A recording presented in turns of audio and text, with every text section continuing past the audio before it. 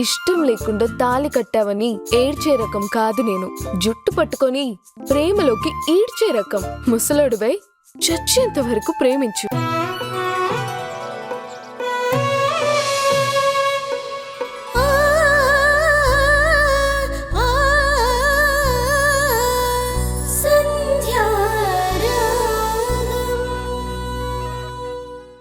వదినా, అన్నయ్య ఫోన్. నాకు కాల్ చేసింది మీరేనా? అవునండి. ఆయన ఎక్కడున్నారు? లోపల ట్రీట్మెంట్ చేస్తున్నారు.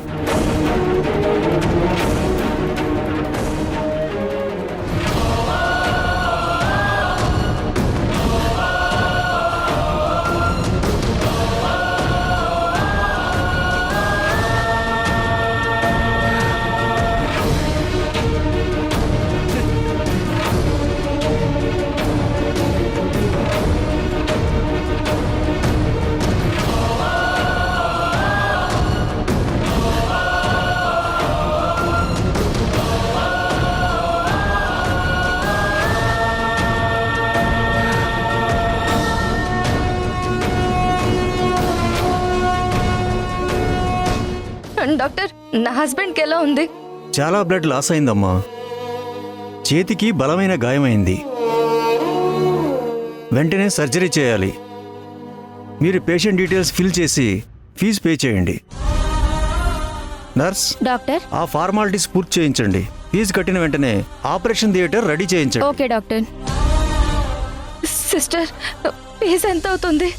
ఫస్ట్ 2 లక్షలు డిపాజిట్ చేయాలి మేడం. ఆ తర్వాత పేషెంట్ పరిస్థితిని బట్టి ఫీజు ఉంటుంది.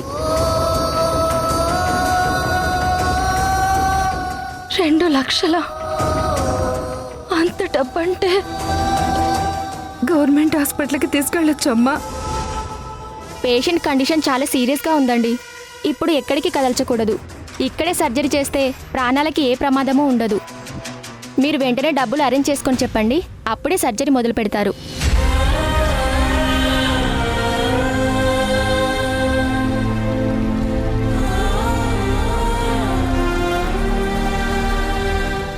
ఇంట్లో డబ్బులన్నీ పోగు చేస్తే 2000 కూడా రావు. అలాంటిది ఒకేసారి 2 లక్షలు అంటే ఎలా తీసుకురావాలమ్మా? నా రోగం నయం చేయడానికే అందిన చోటల్లో అప్పులు చేశాడు. ఇప్పుడు మళ్ళీ డబ్బు కావాలంటే ఎవరిని అడగాలి? అనుభవిస్తున్న కష్టాలు చాలదన్నట్టు దేవుడు ఇంకెన్ని పరీక్షలు పెడతాడో, ఎన్ని శిక్షలు వేస్తాడో.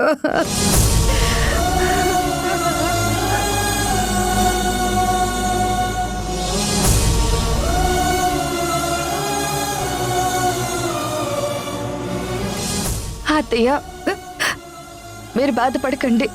ఏదో ఒకటి చేసి నేను డబ్బులు తీసుకొస్తాను.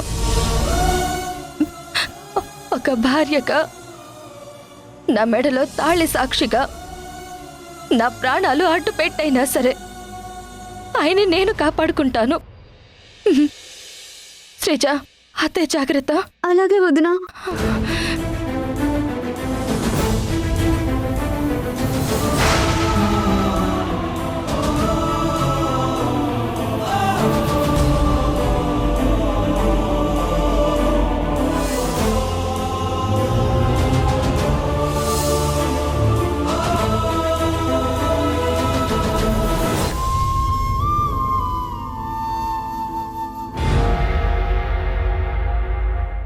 ఇప్పటి వరకు యాక్సిడెంట్ గురించి మీకెవరూ కంప్లైంట్ చేయలేదంటే కేసేం అవనట్టే కదా.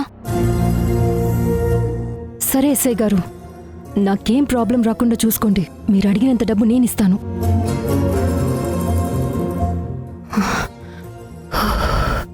ఇప్పుడు కొంచెం రిలాక్స్గా ఉంది.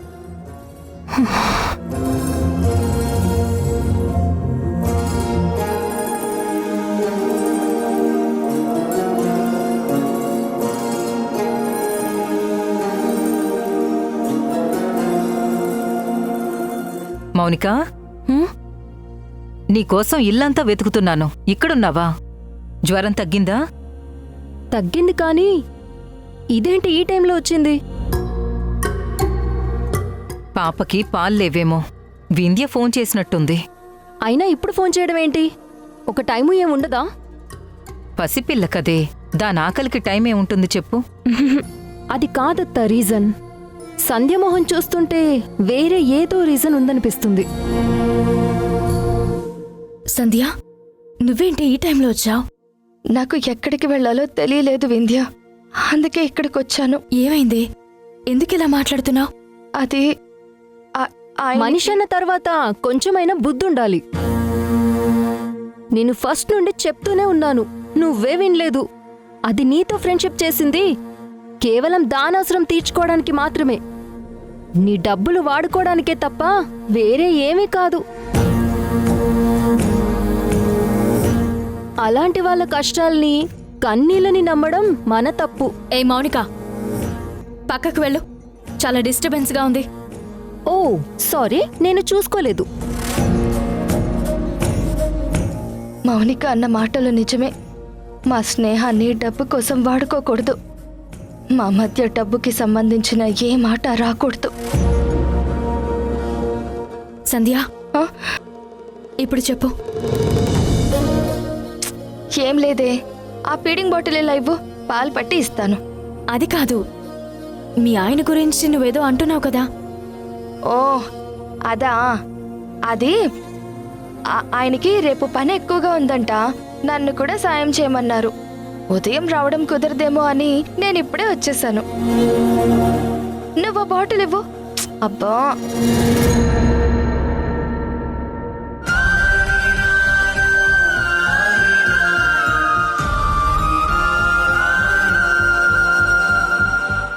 వింధ్య తీసుకో. నేను వెళ్తాను, రేపు వీలు చూసుకుని వస్తాను. బాయ్.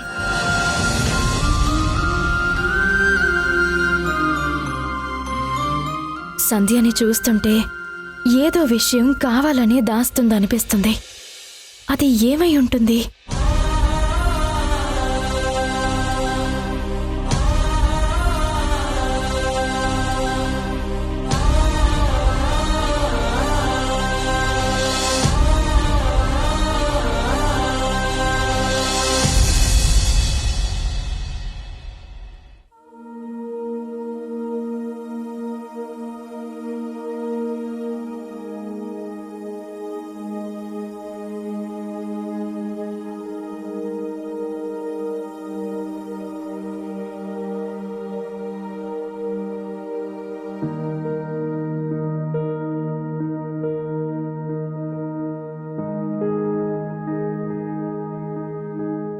అమ్మా, వదిన, డబ్బులు తీసుకొచ్చావా? సంధ్య, డబ్బులు తీసుకొచ్చావా?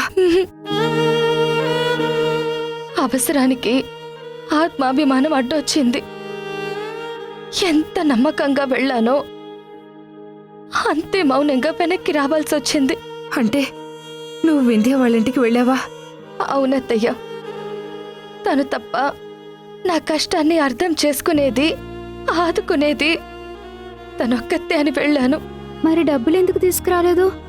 మా స్నేహాన్ని అవసరానికి వాడుకోవడం, సాయం చేస్తుంది కదా అని ప్రతిసారి చెయ్యి చాపడం కష్టంగా అనిపించింది శ్రీజ. అందుకే తనకేం చెప్పకుండా వెనక్కొచ్చేశాను. ఈ విషయంలో నిన్ను తప్పు పట్టలేని సంధ్య.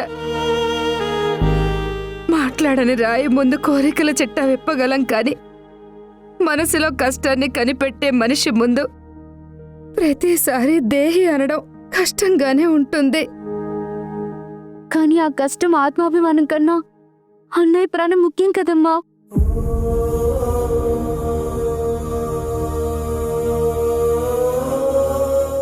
ఏమ్మా, ఫీజు కట్టారా? ఇంకా లేదు డాక్టర్. ఏం మాట్లాడుతున్నారమ్మా? నీ భర్త జనరల్ వార్డులో కాదమ్మా, ఐసీయూలో ఉన్నాడు. ఆ రూములో ఉన్న ప్రతి క్షణం ప్రాణాలకి చాలా రిస్క్. ఆ విషయం మీకెందుకు అర్థం కావట్లేదు? ఇమీడియట్గా అతని చేతికి సర్జరీ చేయాలి. ఆ తర్వాత మీ ఇష్టం. ముందే చెప్తున్నానమ్మా, పేషెంట్కి ఏదైనా తేడా జరిగితే మమ్మల్ని, మా హాస్పిటల్ని నిందించొద్దు.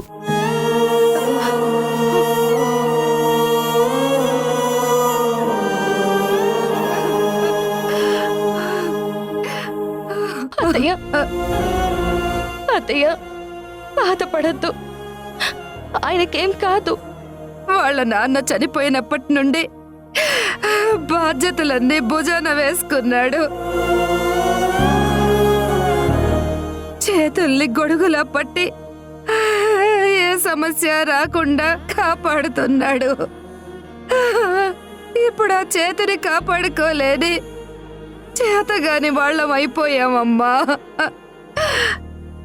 మగ్గం పని నేర్చుకుంటానంటే దాని జోలికి కూడా వెళ్ళనివ్వకుండా నన్ను చదివిస్తున్నాడు అన్నయ్య. నా చదువు వల్ల అప్పు పెరిగిందే తప్ప ఆపదలో ఆదుకునే దారి చూడలేకపోతున్నాను. మన కోసం ఒంటరిగా కష్టపడే అన్నయ్యని మనం ఉండి కూడా కష్టాల్లో ఒంటరిగా చేసినట్టు అనిపిస్తోంది వదిన. నీడనిచ్చిన చెట్టు నేల కొరిగితే నిలబెట్టే శక్తి కొమ్మలకి లేకుండా పోయింది. దన్నుగా నిలబెట్టే డబ్బు ఇప్పుడు ఎలా పుడుతుందో, ఈ గండం నుండి శ్రీకరం క్షేమంగా ఎలా బయటపడతాడో.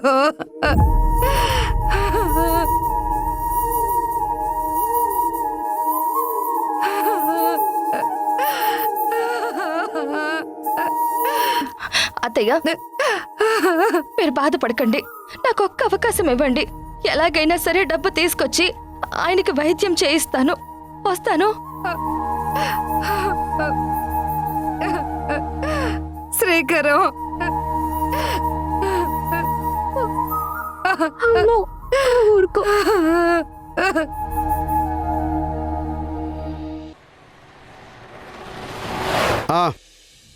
మీ దగ్గరికే బయలుదేరుతున్నాను. ఇంకో 10 నిమిషాలు అక్కడ ఉంటాను. మీరు మొత్తం రెడీ చేసుకోండి. నందు గారు, ఏంటి సంధ్య, ఇంత రాత్రి వేళ ఒక్కదానివే వచ్చావు? శ్రీకర్ ఎక్కడా? ఆయన హాస్పిటల్లో ఉన్నారు. ట్రీట్మెంట్కి 2 లక్షలు ఖర్చు అవుతుంది.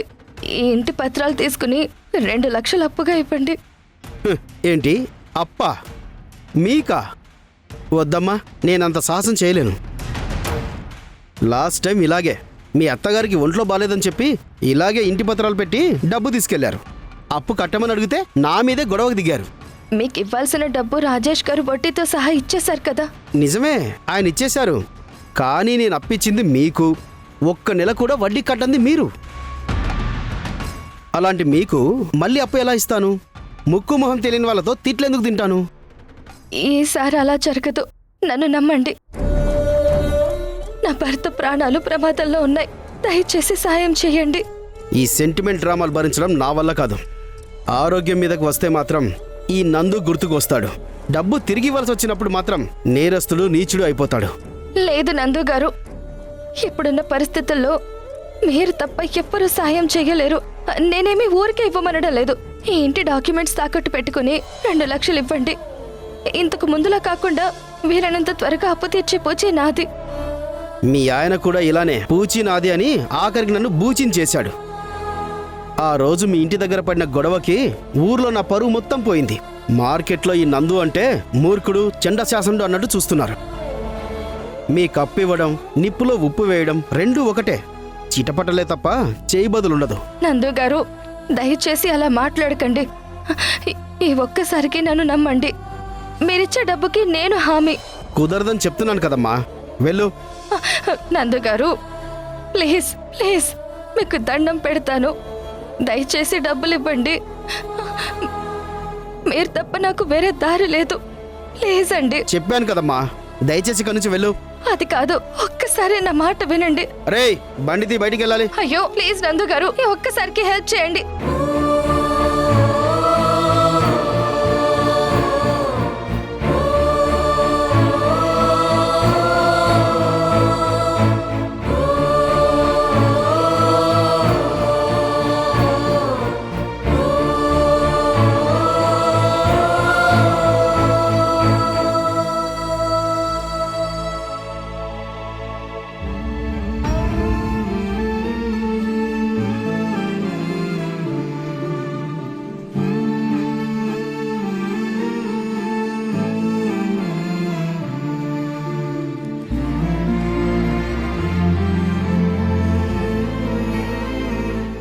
చెప్పమ్మా సంధ్య.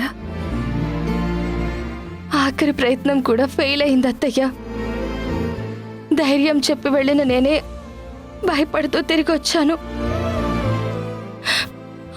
ఇప్పుడు ఏం చెయ్యాలో, ఆయన ఎలా కాపాడుకోవాలో తెలియడం లేదు. వదినా, నువ్వేం మాట్లాడుతున్నావో మాకు అర్థం కావట్లేదు. అనే ట్రీట్మెంట్ కోసం ఆల్రెడీ డబ్బులు కట్టారు కదా. ఏంటి, డబ్బు కట్టారా?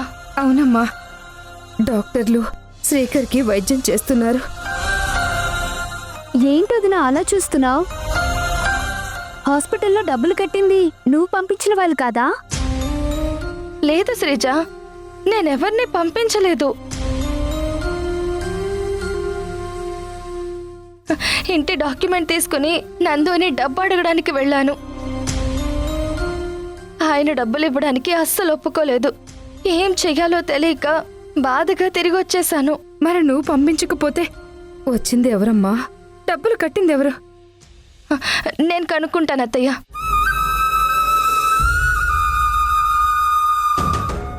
ఎక్స్క్యూజ్ మీ, చెప్పండి. శ్రీకర్ అనే పేషెంట్ ట్రీట్మెంట్ కోసం పేమెంట్ ఎవరు చేశారో డీటెయిల్స్ చెప్పగలరా? ఒక్క నిమిషం మేడం. ఇప్పుడే ఫుల్ పేమెంట్ అయిపోయింది మేడం. అదిగో అక్కడ నిలబడ్డారే, ఆయనే డబ్బులు మొత్తం కట్టారు. Thank you. ఓకే.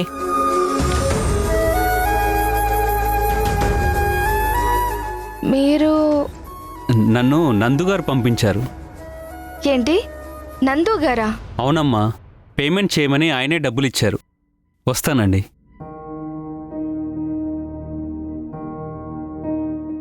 ఇంటి డాక్యుమెంట్స్ తీసుకుని కూడా డబ్బులు ఇవ్వడానికి ఒప్పుకొనివాడు సడన్ గా మనిషిని ఎందుకు పంపించాడు? నందులో ఈ మార్పు కారణం ఏమై ఉంటుంది? అన్నా, పేమెంట్ అయిపోయింది. అతనికి ట్రీట్మెంట్ కూడా చేస్తున్నారు. సరే, నువ్వు అక్కడి నుంచి వెళ్ళు.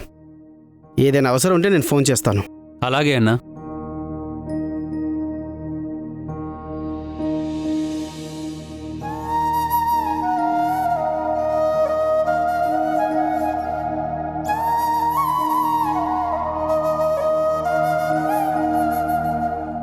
అంతా మీరు చెప్పినట్టే చేశాను సార్.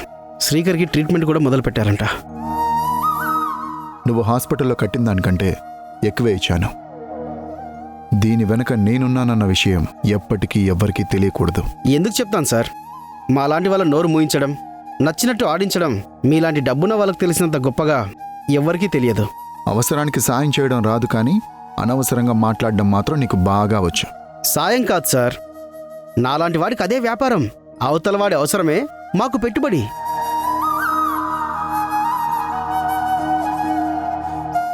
సార్, ఒక చిన్న డౌట్ అడుగుతాను, ఏమనుకోకుండా నిజం చెప్తారా? ఏంటది? సంధ్యకి మీరే డైరెక్ట్గా సాయం చేయకుండా నన్నెందుకు వాడుతున్నారు? నాకు సాయం చేయడం ముఖ్యం, నేను అని తెలియడం కాదు. ఏం సార్, మీకు ఏమైనా గొడవలా?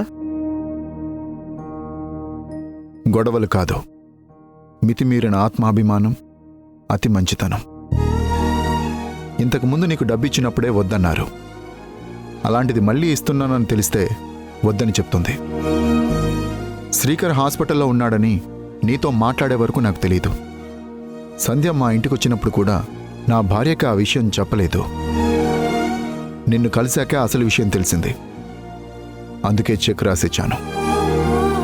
ఇప్పుడు ట్రీట్మెంట్కే కాదు, ముందు ముందు ఏం అవసరం వచ్చినా, నిన్ను అడగడానికి నీ దగ్గరకు వచ్చినా వెంటనే నాకు ఫోన్ చేయి. నా డబ్బులు నీ చేత్తో ఇప్పిస్తాను. ఓకే సార్, మీ డైరెక్షన్ మీది, నా యాక్షన్ నాది. చూడందు, మళ్ళీ చెప్తున్నాను, సంధ్య ఇచ్చే వరకు ఏ రోజు డబ్బులు అడగొద్దు, తనని ఇబ్బంది పెట్టొద్దు. నేనేం ఇబ్బంది పెట్టను, కానీ మీరేంటి సార్ అడగకుండానే ఇంతంత సాయం చేస్తున్నారు? సంధ్య మీ ఆవిడ గారు బెస్ట్ ఫ్రెండ్స్ అనా, లేక సంధ్య గారితో మీకేమైనా?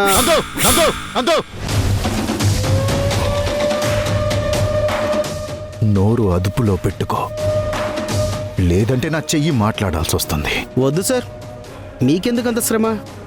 ఏదో అనుమానం కొద్దీ అడిగాను. అయినా ఎవరికి ఎవరు ఏమైతే నాకెందుకు సార్? అడగకుండానే అసలు వడ్డీ ఇస్తున్నారు, అది చాలు నాకు.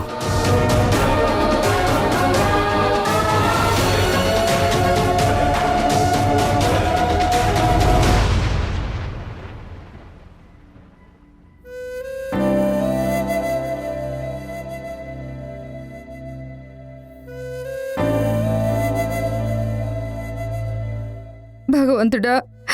వదినా, నువ్వు బయటికి వెళ్ళినప్పుడు డాక్టర్ మా దగ్గరకు వచ్చి ఏమన్నారో తెలుసా?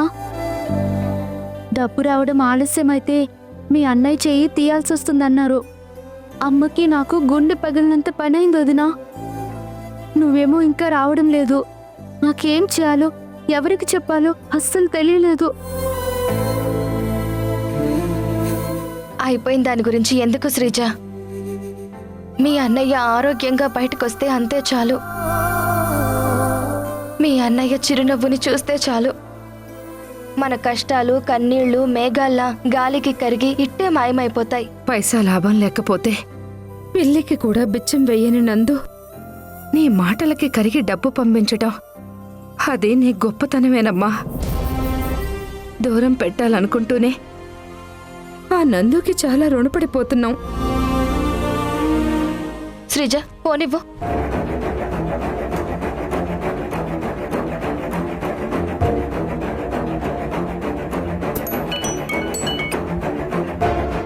హలో. హలో నందు గారు, నేను సంధ్యని. సంధ్య చెప్పమ్మా. చాలా థ్యాంక్స్ అండి. సమయానికి డబ్బు పంపించి చాలా పెద్ద సహాయం చేశారు. మీ మేలు ఎప్పటికీ మర్చిపోలేను. అయ్యో పర్లేదమ్మా. శ్రీకర్ నాకు ఎప్పటి నుంచో తెలిసిన మనిషి. భర్త కోసం నువ్వు అంతగా బ్రతిమాలితే వెంటనే అర్థం చేసుకోలేకపోయాను. పైనుండి ఎవరో వచ్చి జ్ఞానోదయం చేసినట్టు కాసేపటికి తెలిసింది నేను చేసిన తప్పేంటో. అందుకే మనిషిని పంపించాను. చాలా థ్యాంక్స్ అండి. నేను చెప్పినట్టే మీ డబ్బులు వడ్డీతో సహా మీకు తిరిగి ఇచ్చేస్తాను. లేదంటే మీరు ఎక్కడ సంతకం పెట్టమంటే అక్కడ సంతకం పెడతాను. ఎందుకంటే మీ సహాయానికి ఇది నా హామీ, బాధ్యత. అంత పెద్ద పెద్ద మాటలు ఎందుకు సంధ్య? శ్రీకర్ క్షేమంగా ఉంటే చాలు. నా డబ్బుల కోసం నువ్వేం ఇబ్బంది పడద్దు. ఉన్నప్పుడే ఇవ్వు. నాకేం అర్జెంట్ లేదు.